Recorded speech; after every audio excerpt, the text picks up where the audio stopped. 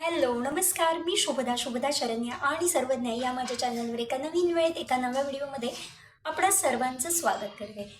सगळ्यात शक्तिशाली व्यक्ती कोण? तर आपण म्हणू पैसा की बाबा गाडी बंगला वगैरे सगळं असलेली ती व्यक्ती शक्तिशाली नाही.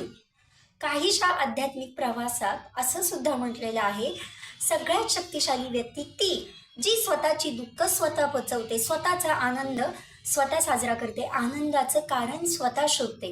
नाहीतरी हल्ली असं झालेलं आहे, आपल्या आनंदाचं, आपल्या सुखदुःखाचं, आपल्या सगळ्या भावनांचं यंत्र ज्याला आपण रिमोट म्हणू शकतो, तो आपण दुसऱ्याच्या हातात दिलेला आहे.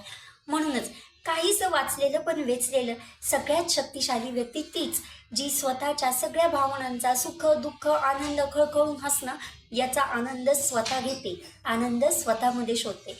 बघा पटतंय का?